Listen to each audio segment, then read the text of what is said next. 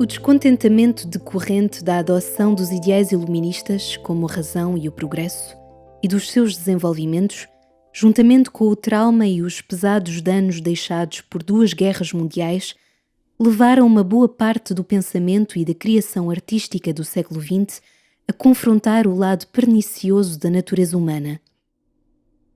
Firmando-se como tentativas de libertação e como um modo de simultânea evocação e exorcização de fantasmas, desembocando em processos de sublimação, movimentos artísticos como o surrealismo, o informalismo e o expressionismo abstrato olharam a arte além das convenções, instaurando o espaço para o desenvolvimento de expressões subjetivas e verdadeiramente conectadas com o sentir. O surrealismo, no seu herdado caráter disruptivo e paradoxal, numa dívida deixada ao Dada, manifestou o seu gosto pelo desarmonioso e pelo hilariante através das extraordinárias obras de artistas como Giorgio de Chirico, René Magritte e Salvador Dalí. Abordando o abismo no humano com tanta seriedade quanto humor, em consonância com a psicanálise de Freud e as suas hipóteses sobre o inconsciente, esta vanguarda teve como iniciativa a sistematização da anarquia em ações negociadas entre o deliberado e o não deliberado na arte. Socorrendo-se ainda de várias referências entre a história da arte e a literatura, de que são exemplo os designados poetas malditos, o movimento surrealista apresentou criações de grande sedução e inquietude, nas quais a mestria técnica da representação se fez misturar com as formas ambíguas oriundas do exercício do acaso.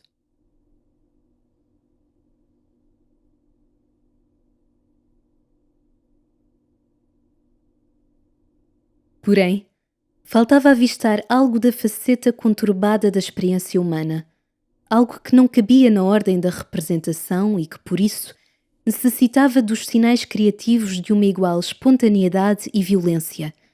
Tais sinais fizeram-se chegar com a arte gestual do informalismo e do expressionismo abstrato.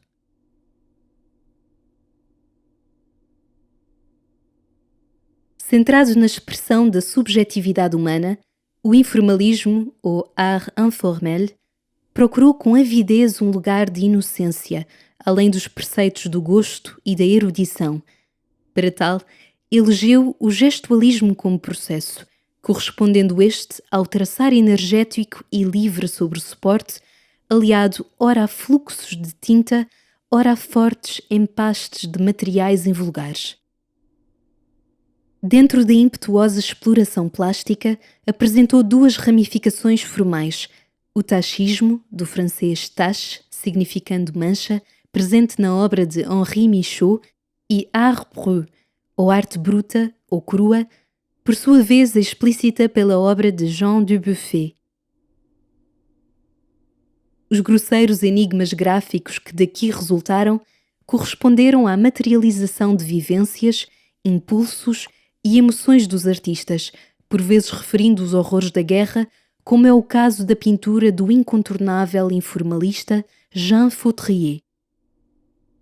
Enigmas gráficos semelhantes foram desmontados, a par e passo do informel parisiense com a escola de Nova York, através da expressão desregrada e plena da emoção do artista. Abandonando por completo o caráter descritivo da representação, o expressionismo abstrato trouxe à arte a comunicação de estados de alma intraduzíveis. Na sua procura pela expressão da interioridade, contou com os importantes contributos de artistas como Jackson Pollock, Willem de Kooning, Mark Rothko e Franz Klein. No seu léxico abstrato, o gesto operante da pincelada atuava de forma emotiva e desordenada, como um prolongamento físico e psicológico do seu autor numa manifestação direta do seu inconsciente. Sem narrativa, mediações excessivas ou qualquer espécie de adorno calculado, a pintura tornava-se agora não apenas uma porta de entrada para uma dimensão de cariz existencialista, como também num testemunho vivo da subjetividade do artista.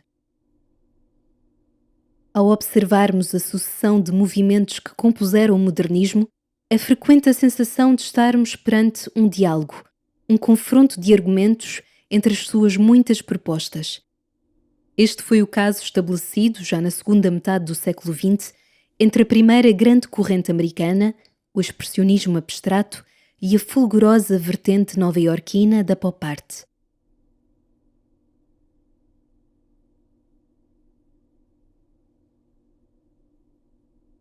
Na sua demanda pela exteriorização das verdades privadas do artista, tomando-o como um herói ou mártir, o expressionismo abstrato deu primazia ao gesto individual e assim autobiográfico, liberto do pensamento racional, bem como de quaisquer constrangimentos.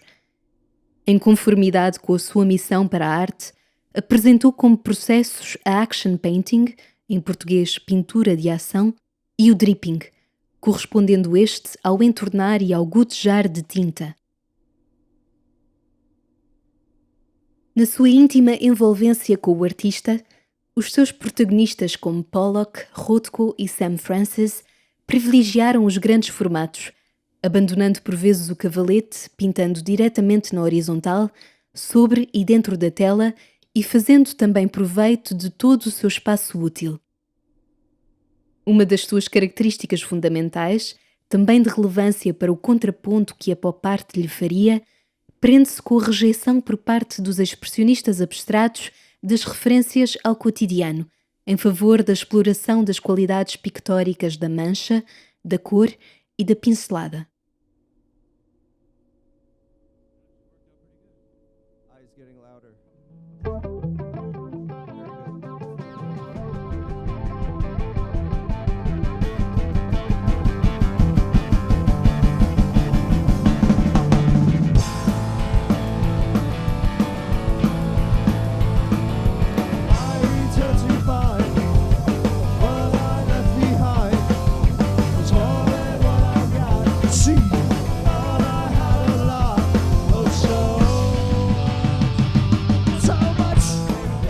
Ora, os artistas da pop, cansados da visão grave que imperava no contexto artístico americano, tiveram como objetivo resgatar um olhar otimista e descontraído, atendendo às vontades do seu tempo.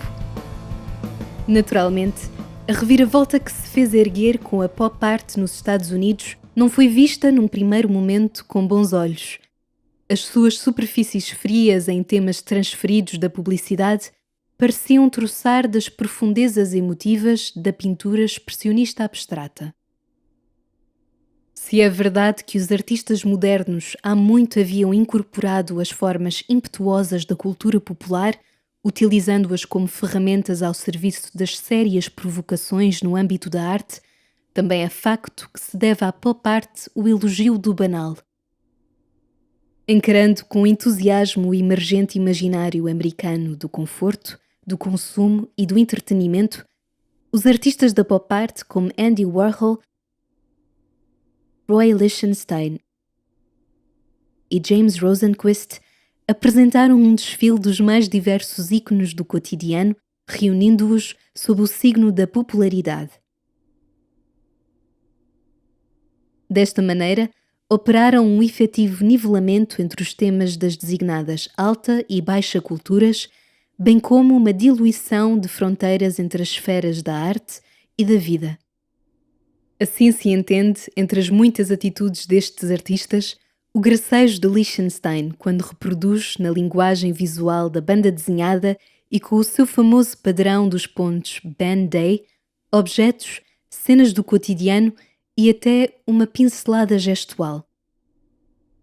A individualidade artística de um passado tão presente fazia-se, pois, substituir pelo seu contrário, a frenética produção sob o signo do popular e do mediado, na sua aparência acessível e despersonalizada, tão característica à reprodução técnica.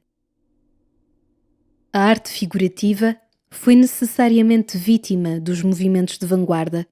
Ultrapassada pelo ready-made e pela abstração, a figuração do século XX soube reinventar-se e acompanhar os desenvolvimentos artísticos coevos. Esta recuperação da figura humana foi acompanhada pela reincidência dos antigos temas e géneros, como o retrato e a natureza morta, ou dos suportes artísticos tradicionais, como a pintura e escultura. O século XX ficou indelevelmente marcado por duas guerras mundiais que deixaram cair quaisquer ilusões de perfeição física ou moral. É neste contexto de oposição ao belo ideal que vamos encontrar muitas imagens do corpo. A Animalidade das Mulheres Inseto de Germaine Brüchier revela a dimensão predatória que subjaz ao ser humano. César, seu discípulo, promove o encontro da tradição da escultura em bronze com a nova sociedade de consumo. O trabalho de César resulta da acumulação de metais encontrados, desperdícios de uma sociedade tecnológica e de consumo.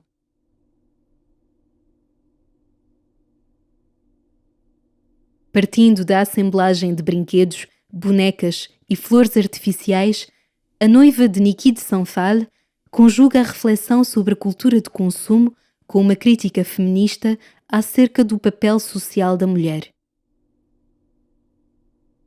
Na tradição da pintura a óleo, encontramos abordagens altamente idiosincráticas possíveis fora da lógica programática dos movimentos. Se a clareza das formas e da composição de baltos traz à memória a pintura renascentista, essa clareza contrasta com a ambiguidade sexual das situações que representa. Esta remissão da pintura antiga é uma constante no trabalho de Francis Bacon.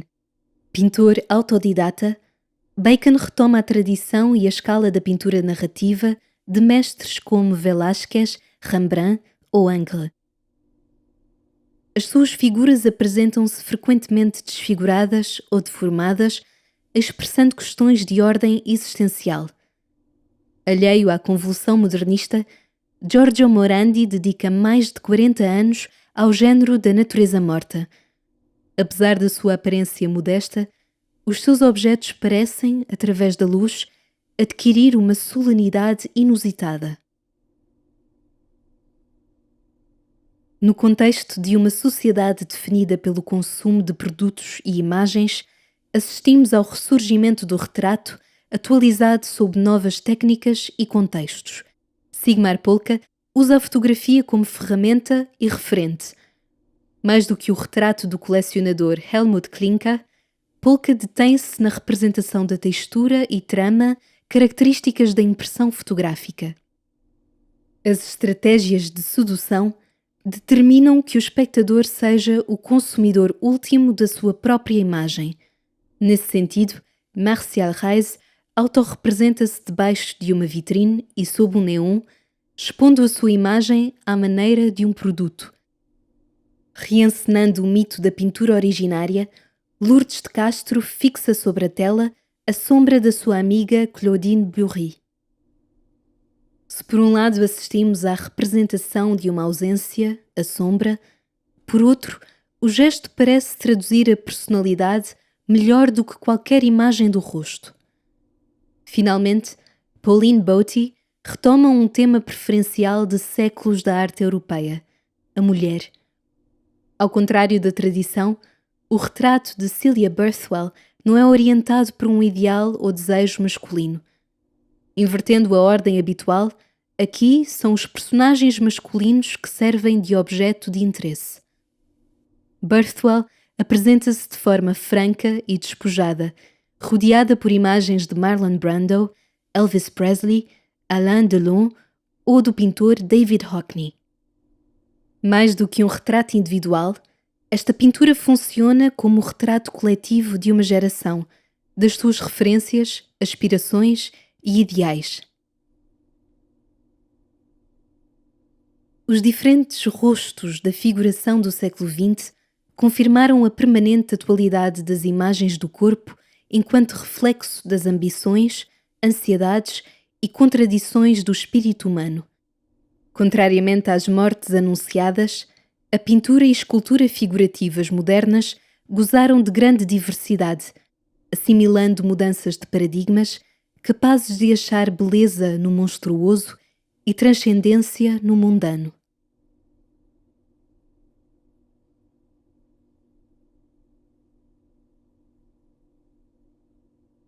Em 1907, Picasso pinta em Paris Les Demoiselles d'Avignon.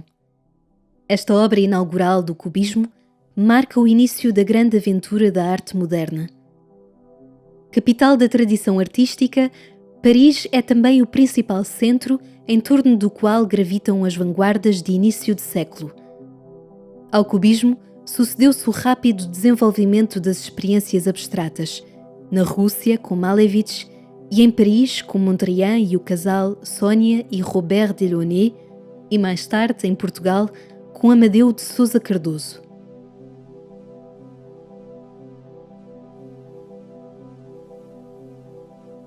O dadaísmo está umbilicalmente ligado ao Cabaret Voltaire de Zurique.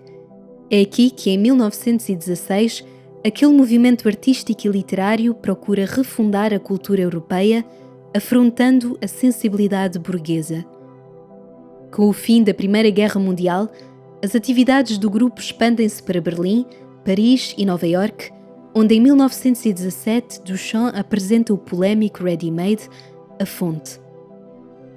Formado por dissidentes da falange parisiense do grupo Dada, o surrealismo surge originalmente como movimento literário, mas cedo se estende para as artes plásticas. A primeira exposição surrealista dá-se em 1925, em Paris. Durante as décadas de 40 e 50, o surrealismo português assume a contestação ao Estado Novo, servindo novamente Paris de base para os artistas e intelectuais no exílio. O construtivismo surge no seguimento direto da Revolução de Outubro de 1917. Os artistas russos empenham-se numa arte que participe na construção da sociedade sem classes. Da expansão internacional dos princípios formais e ideológicos construtivistas, vai surgir a Bauhaus, na República de Weimar, na Alemanha. Esta escola procura reunir arte e tecnologia sob a égide das mais recentes teorias modernistas e chega ao fim com a ascensão do partido nazi. Porém, os ensinamentos da Bauhaus serão transpostos para os Estados Unidos da América através de Laszlo Moholy-Nagy e Joseph Albers. Em 1917, é lançada em Leiden, na Holanda, a revista De Stijl, a primeira revista dedicada à abstração. É aqui que, em 1918, é publicado o primeiro manifesto neoplasticista, assinado, entre outros, por Piet Mondrian, Theo van Doesburg, Vilmos Huszár e Georges van Tongerloo. Depois de Stijl, outros grupos e publicações irão surgir por toda a Europa e Estados Unidos da América. A segunda metade do século XX marca a afirmação dos Estados Unidos da América como grande potência mundial e Nova Iorque sucede a Paris como grande polo cultural internacional. A emergência do expressionismo abstrato no final dos anos 40 assinala a primeira forma de arte genuinamente americana. Formado por artistas sediados em Nova Iorque, este movimento encarna os valores fundamentais da cultura norte-americana: a liberdade individual e de expressão e a autonomia relativamente ao horizonte europeu. Paris mantém-se como centro importante do segundo pós-guerra, funcionando como congénere ou contraparte do panorama norte-americano. Se os artistas da nova escola de Paris, arte cinética e op art, dão continuidade à tradição da arte abstrata, outros movimentos procurarão destronar os seus pressupostos. Em 1946, Jean Dubuffet expõe na Galeria René de Rouen, em Paris, onde 2 anos mais tarde lançaria a primeira exposição de arte bruta. Igualmente em Paris, e em 1948, é formado o Grupo Cobra, cujo nome remete para as cidades de origem dos seus membros, Copenhaga, Bruxelas e Amsterdão. Ainda no contexto pós-guerra, em Düsseldorf, na Alemanha, o Grupo Zero propõe criar uma arte sem nacionalidades ou tradição, fazendo tábula rasa do passado. O final da década de 50 marca a emergência de uma estética pop alargada a diferentes geografias. Em Londres, emerge uma geração de artistas, na sua maioria ligada ao Royal College of Art. Em Paris, um conjunto de artistas assina no apartamento de Yves Klein o manifesto do Nouveau Realisme. Nos Estados Unidos da América, os artistas neo-dadaístas e da pop retomam as práticas do ready-made, colagem e assemblagem, atualizadas à luz da sociedade industrial e da nova cultura de consumo. De Paris a Nova Iorque, esta brevíssima viagem levou-nos por diferentes movimentos e geografias, polos de boémia e intelectualidade, ou simplesmente refúgios para a livre expressão artística. Estas cidades contaram a história da arte no século XX, mas também a história do Ocidente, dos seus conflitos armados aos seus desenvolvimentos sociais e tecnológicos.